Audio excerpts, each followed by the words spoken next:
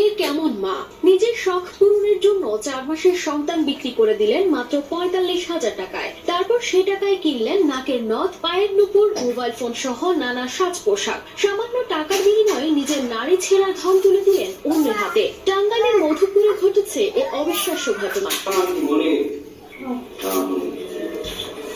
বলা হয় সন্তানের সবচেয়ে নিরাপদ আশ্রয় মায়ের কোল। তবে এই ঘটনায় প্রশ্ন উঠছে, তবে কি মায়ের কাছে সন্তানও নিরাপদ নয়? টাকার লোভ, সম্পর্কের ভাঙ্গন নাকি মানসিক বিভ্রান্তি? ঠিক কি কারণে এমন ভয়ঙ্কর সিদ্ধান্ত নিলেন এই মা? টানা সপ্তমবারের মতো বেস্ট টিস্যু পেপার ব্র্যান্ড হিসেবে স্বীকৃতি পেয়েছে বসুন্ধরা টিস্যু। বোয়াপুর ওইখানে যায় সিরাজগঞ্জের মানুষের কাছে বাচ্চারা বিক্রি করে দিচ্ছে।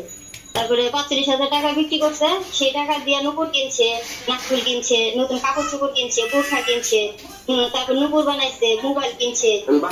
তাদেরকে বলছি এর আগে সে আগে তাদেরকে বলছি যে তোমরা বাচ্চাদের না বলতে পারো, আমার দেহ আমি পালি, আমার কথা গায়ে দেন।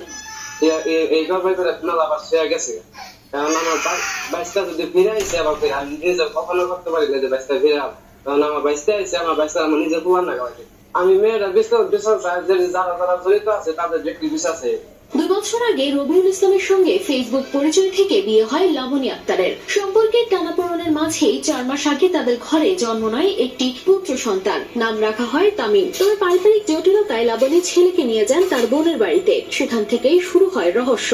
এরপর হঠাৎ করেই স্বামী জানতে পারেন তার সন্তান বিক্রির কথা। এদিকে সন্তান হারিয়ে কান্নায় ভেঙে পড়েন বাবা। আমার 4 মাসের সন্তান নিয়ে গত বৃহস্পতিবারে সিরাজগঞ্জের এক লোকের কাছে বিক্রি করে দিচ্ছি 45,000 টাকা।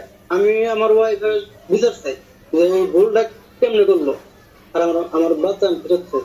যার কাছে বেচছে তারা খোঁজ খবর নেয় যে তার স্বামী আছে কিনা না আছে, এটা না জানাই তার কাছ থেকে সন্তানটা কিনছে।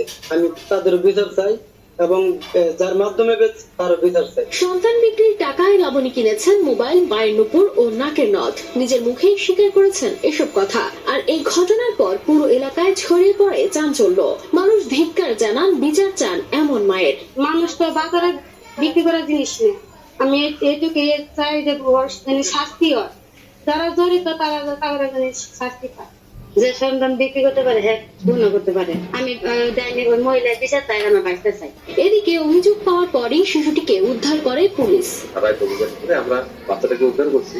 আমরা পরে জানতে পারি যে সে 40,000 টাকার বিনিময়ে তার বাচ্চাটাকে বিক্রি করছে। এটা সম্ভবত প্রথমে অভাব বা তার কিছু শখ পূরণ করার জন্য। তারপরে সে টাকা দিয়ে মোবাইল কিনছে, একটা নাকফুল কিনছে, তারপরে পায়ের নুপুর কিনছে।